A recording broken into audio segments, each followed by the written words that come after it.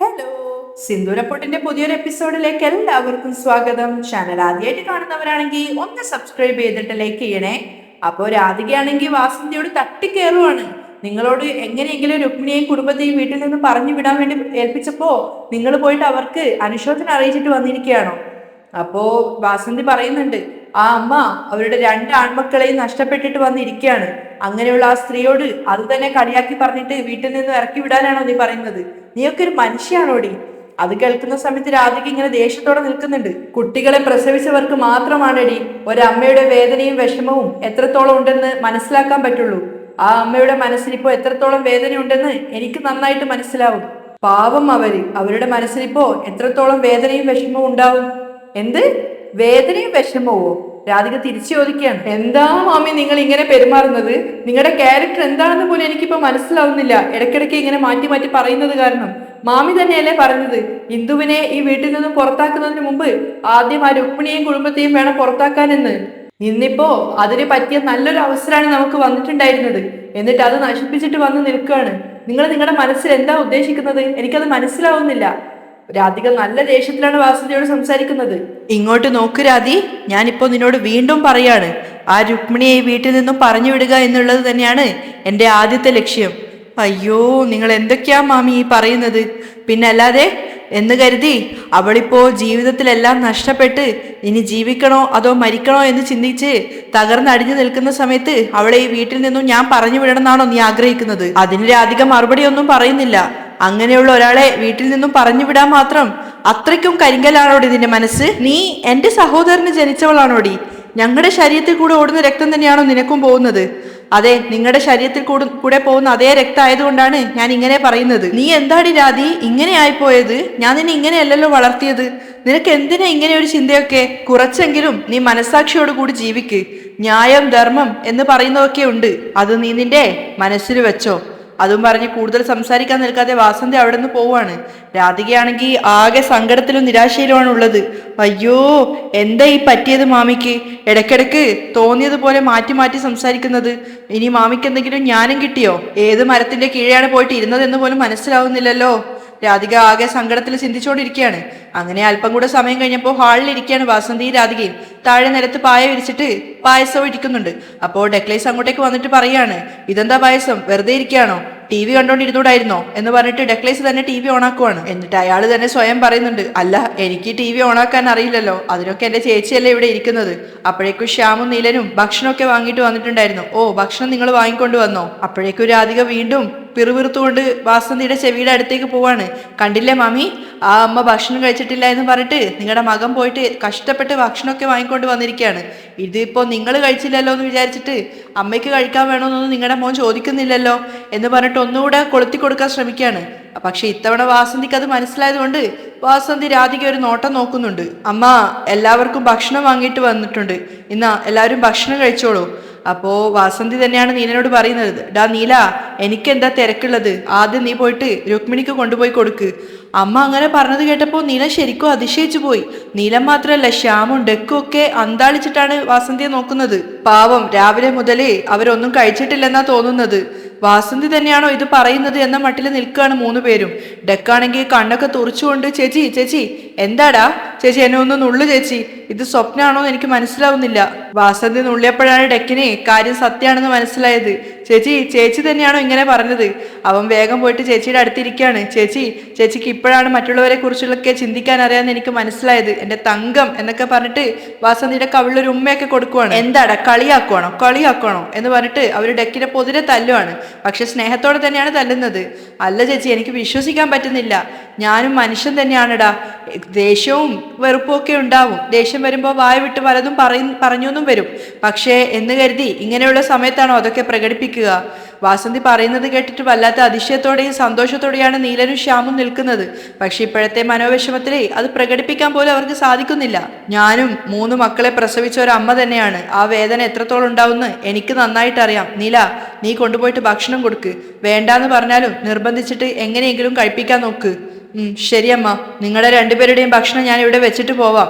അപ്പോൾ അത് ഡെക്കിന് കൊടുത്ത സമയത്ത് ഡെക്ക് രാധികയോട് പറയുന്നുണ്ട്, ഇന്ന രാധിക, നിന്റെ ഭക്ഷണം നീ വേഗം കഴിച്ചോ, അല്ലെങ്കിൽ കുറച്ചു കഴിഞ്ഞാൽ നീ പറയും എൻ്റെ കാര്യം ആരും നോക്കുന്നില്ല, എൻ്റെ കാര്യത്തിൽ ആർക്കും ശ്രദ്ധയില്ല എന്നൊക്കെ. എനിക്ക് വേണ്ട. രാധിക പരിഭവം പറയാണ്. ശരി ശരി, കുറച്ചു നേരം കഴിഞ്ഞിട്ട് എനിക്ക് വിശക്കുന്നു എന്ന് പറഞ്ഞിട്ട് കാറ് വിളിക്കണ്ട. പായസം ഇന്നാ നിന്റെ ഭക്ഷണം, എനിക്ക് വിശക്കുന്നുണ്ട്, ഞാൻ കഴിക്കട്ടെ. ശ്യാം ബ്രദർ വാ, നമുക്ക് ഭക്ഷണം കഴിക്കാം.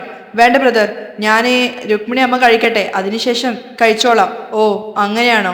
എന്നാ ശരി, നിങ്ങൾ പോയിട്ട് അവർക്ക് കൊണ്ടുപോയി കൊടുക്ക്. അതേസമയം രുക്മിണിയുടെ വീട്ടിലാണെങ്കിൽ രുക്മിണിയും രാജേശ്വരിയും ഇന്ദുവും സൗപർണിക അവിടെ നിലത്ത് തന്നെ ഇരിക്കുകയാണ്. അവരാകെ തകർന്ന അവസ്ഥയിലാണ്. പരസ്പരം ആരും ഒന്നും അങ്ങോട്ടും ഇങ്ങോട്ടും സംസാരിക്കുന്നില്ല. എല്ലാവരും അനന്തുവിന്റെ ഓർമ്മയിൽ തന്നെയാണ് ഉള്ളത്.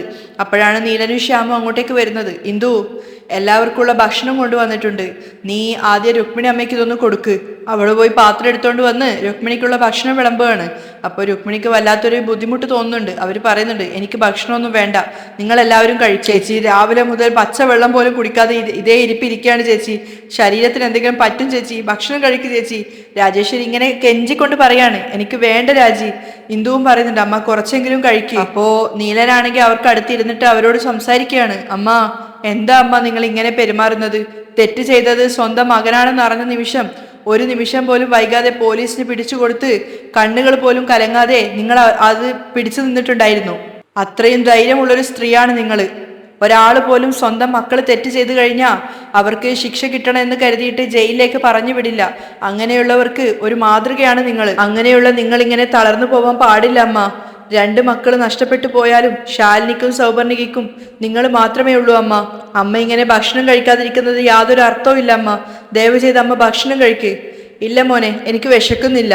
രുക്മിണി അപ്പോഴാണ് പ്രതികരിക്കുന്നത്. അപ്പോൾ നീലം പരിഭവത്തോടെ പറയാണ്, അതെന്താ അമ്മ വിശപ്പില്ലാത്തത്? ഇന്നലെ രാത്രി മുതൽ അമ്മ ഒരു ഭക്ഷണവും കഴിക്കാതെ നിൽക്കുകയാണ്. എന്നിട്ട് ഇത്ര നേരമായിട്ടും അമ്മയ്ക്ക് വിശക്കുന്നില്ലെങ്കിൽ ശരി വിട്ടേക്ക്, അമ്മ കഴിക്കുന്നില്ലെങ്കിൽ ഞങ്ങൾക്കും വേണ്ട.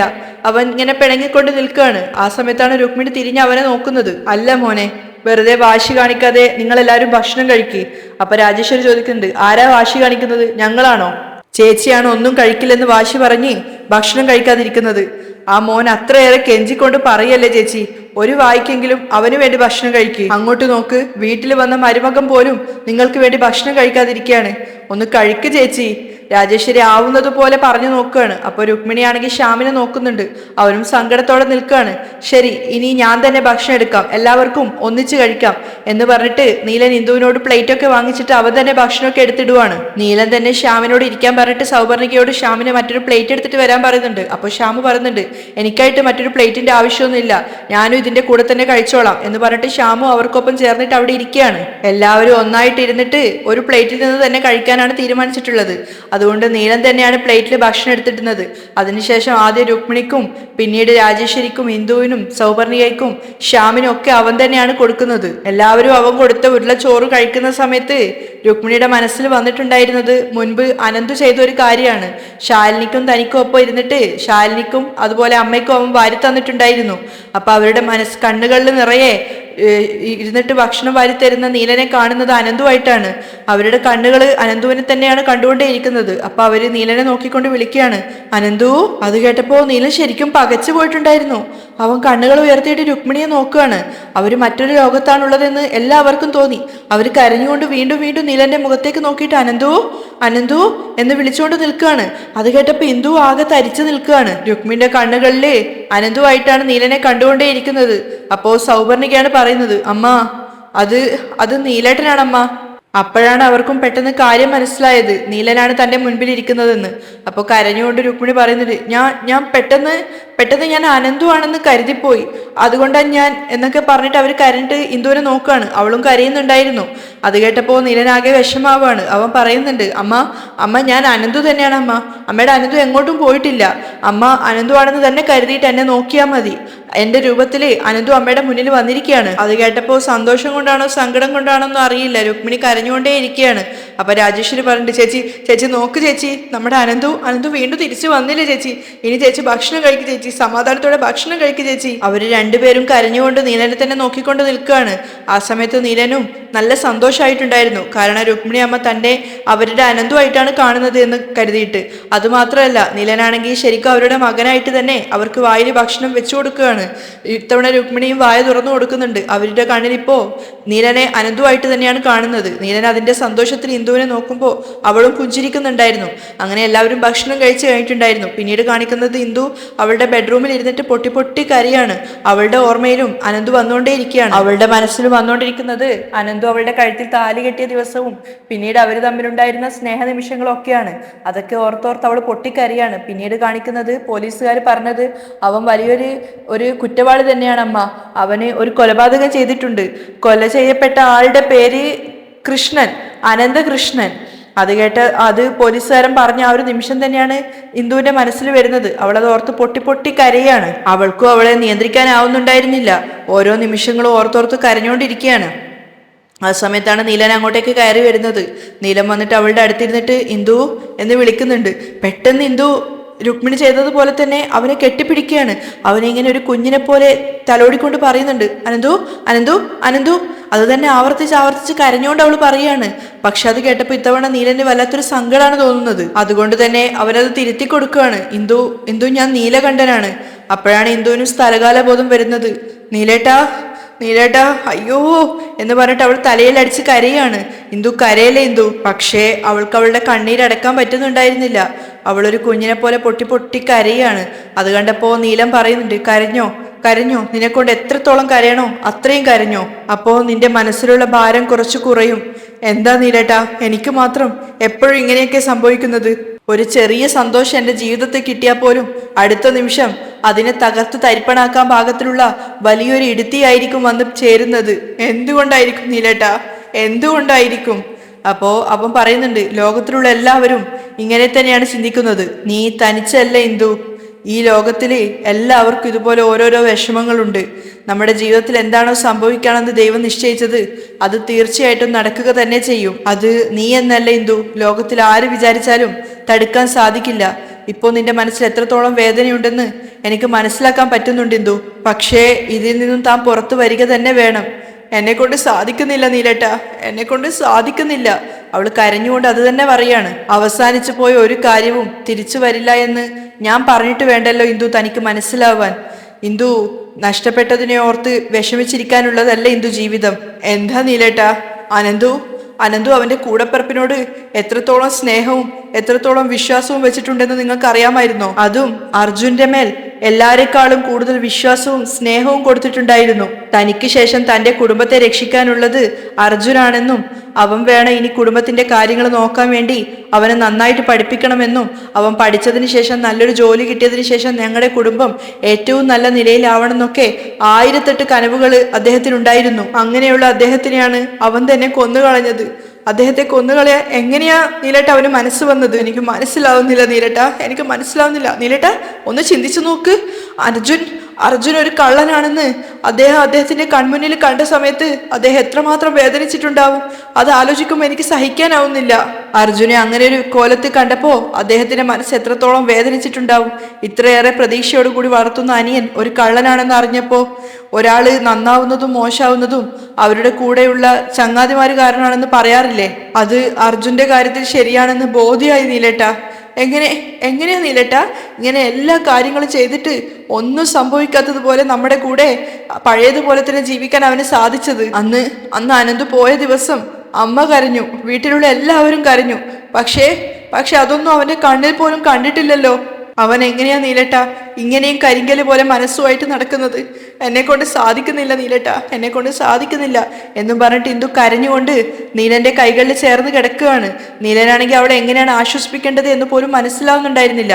അവന്റെ കണ്ണുകളും നിറഞ്ഞു തുളുമ്പുന്നുണ്ടായിരുന്നു. കുറച്ചു കഴിഞ്ഞപ്പോ അവൻ ഹാളിലേക്ക് ഇറങ്ങി ചെല്ലുകയാണ്. അപ്പോൾ രുക്മിണി ആണെങ്കിൽ അവിടെ ഹാളിൽ കിടക്കുന്നുണ്ടായിരുന്നു. അവരോട് ചേർന്ന് തന്നെ നിയമങ്ങളും ഒക്കെ കിടക്കുന്നുണ്ട്. അപ്പോൾ ബാക്കി എല്ലാവരും പുതച്ചിട്ടുണ്ടായിരുന്നു. രുക്മിണിക്ക് മാത്രം ഒരു പുതപ്പൊന്നും ഉണ്ടായിരുന്നില്ല. അവരിങ്ങനെ തണുത്തിട്ട് ചുരുണ്ടുകൂടി കിടക്കുകയാണ്.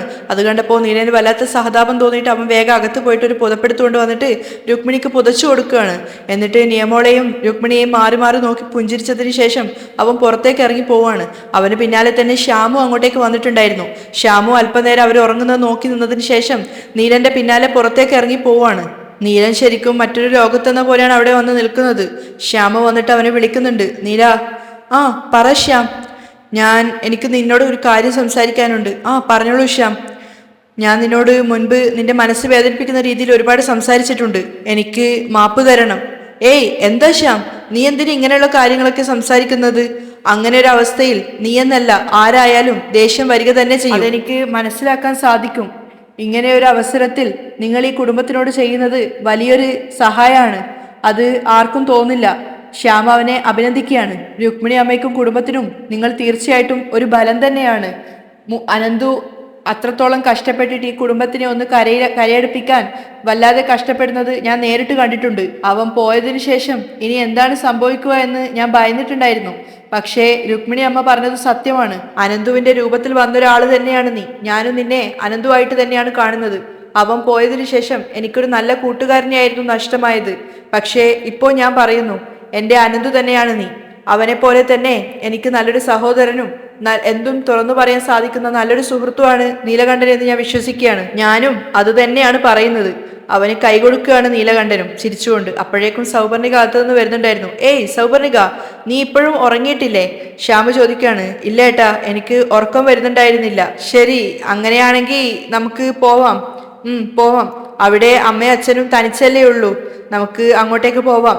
അത് കേട്ടപ്പോ ചിരിച്ചുകൊണ്ട് നീലനും പറയുന്നുണ്ട്. ആഹാ, നോക്ക് നോക്ക്, അപ്പോഴേക്കും അമ്മായി അച്ഛനും അമ്മായി അമ്മയ്ക്കും പിടിച്ച മരുമകളായിട്ട് മാറിയല്ലോ. അത് കേട്ടപ്പോ സൗവർണികയും നാണത്തോടെ പുഞ്ചിരിക്കുകയാണ്. എന്തായാലും ഇന്ന് നീ വരണ്ട. ഇന്നൊരു ദിവസം നീ അമ്മയുടെ കൂടെ നിൽക്ക്. ഞാൻ നാളെ വന്നിട്ട് നിന്നെ കൂട്ടിയിട്ട് പോയിക്കോളാം. ശരിയേട്ടാ. നീല, എന്നാ പിന്നെ ഞാൻ പോവാണ് എന്ന് പറഞ്ഞിട്ട് ശ്യാം അവരോട് യാത്ര ചോദിച്ചിട്ട് അവിടുന്ന് പോവാണ്. ശ്യാമിനൊപ്പം സൗപർണിക അവിടുന്ന് പോയ സമയത്ത് എല്ലാം നല്ല രീതിയിൽ അവസാനിച്ചതോർത്തിട്ട് നീലനും പുഞ്ചിരിക്കുകയാണ്. നേരം വെളുത്തപ്പോ എല്ലാവരും എഴുന്നേറ്റിട്ടുണ്ടായിരുന്നു. പക്ഷെ രുക്മിണിയുടെ മാനസികാവസ്ഥയിൽ വലിയ മാറ്റമൊന്നുമില്ല. ആ സമയത്ത് ഇന്ദു അവരോട് പറയുന്നുണ്ട്. അമ്മ, രാത്രി മുഴുവൻ മര്യാദയ്ക്ക് ഉറങ്ങാതെ എന്തൊക്കെയോ പിച്ചുമ്പയും പറഞ്ഞുകൊണ്ടായിരുന്നു നിങ്ങൾ ഉറങ്ങിയിരുന്നത്. നിങ്ങളുടെ ഉറക്കമൊന്നും തീരെ ശരിയല്ല അമ്മ. കഴിഞ്ഞു പോയതൊക്കെ ഒരു കെട്ട സ്വപ്നമായിട്ട് കണ്ടിട്ട് അതൊക്കെ മറന്നു കളയമ്മ. ഇങ്ങനെ അത് തന്നെ ചിന്തിച്ചുകൊണ്ടിരുന്ന അമ്മയ്ക്ക് എന്തെങ്കിലും സംഭവിക്കുമോ അമ്മ? അപ്പൊ രാജേശ്വരിയും പറയുന്നുണ്ട്. ചേച്ചി, ഇന്ദു പറഞ്ഞത് ശരി തന്നെയാണ് ചേച്ചി. അല്ലെങ്കിൽ തന്നെ ചേച്ചിക്ക് നന്നായിട്ട് പ്രഷറുള്ളതാണ്. ഇന്നലെ നടന്ന കാര്യം കൊണ്ട് ചേച്ചി രാത്രി മരുന്ന് വരെ കുടിച്ചിട്ടില്ല. ഞാൻ പോയിട്ട് എന്തെങ്കിലും ഉണ്ടാക്കിയിട്ട് എടുത്തോണ്ട് വരാം. അതിനുശേഷം ചേച്ചി മരുന്ന് കഴിക്കാൻ നോക്ക് എന്ന് പറഞ്ഞിട്ട് രാജേശ്വരി എഴുന്നേക്കാൻ നോക്കുകയാണ്. പക്ഷെ അപ്പോഴേക്കും വാസന്തി എല്ലാവർക്കുള്ള കോഫി ആയിട്ട് അങ്ങോട്ടേക്ക് വന്നിട്ടുണ്ടായിരുന്നു. എന്നിട്ട് ആദ്യം തന്നെ രുക്മിണിക്ക് നേരെ നീട്ടിക്കൊണ്ട് കോഫി എടുക്കാൻ പറയാണ്. അത് കണ്ടിട്ട് ഇന്ദുവൊക്കെ അതിശയിച്ചിട്ട് വാസന്തിയെ നോക്കുന്നുണ്ടായിരുന്നു. രുക്മിണി മടിച്ചു നിൽക്കുന്ന കണ്ടപ്പോൾ വാസന്തി അവരോട് കോഫി എടുക്കാൻ ആവശ്യപ്പെടുകയാണ്. അപ്പോൾ രുക്മിണി കോഫി എടുക്കുന്നുണ്ട്. പിന്നീട് ഇന്ദുവിന് നീട്ടിയിട്ട് ഇന്ദുവിനോട് എടുക്കാൻ പറയാണ്. അപ്പോഴാണ് രാധിക അങ്ങോട്ടേക്ക് വരുന്നത്. അവർ 3 പേരും കോഫി എടുത്തിട്ട് അന്താളിച്ചിട്ട് വാസന്തിയെ നോക്കുന്ന സമയത്ത് അവർ പറയുന്നുണ്ട്. ഇന്നലെ രാത്രി മുഴുവൻ നിങ്ങൾ എന്തൊക്കെയോ സംസാരിച്ചിട്ട് ഉറങ്ങാൻ ലേറ്റായത് കാരണം എഴുന്നേക്കാൻ നേരം വൈകുന്ന എനിക്ക് അറിയായിരുന്നു. അതുകൊണ്ട് ഞാൻ തന്നെ കോഫിയും ബ്രേക്ക്ഫാസ്റ്റൊക്കെ ഉണ്ടാക്കിയിട്ടുണ്ട് എന്ന് പറഞ്ഞു കേട്ടപ്പോൾ ഇന്ദു ഇങ്ങനെ അതിശയിച്ച് നിൽക്കുകയാണ്. വാസന്തിയാണോ ഇതൊക്കെ ചെയ്തത് എന്ന് കരുതിയിട്ട്. അവിടെയാണ് ഇന്നത്തെ എപ്പിസോഡ് അവസാനിക്കുന്നത്.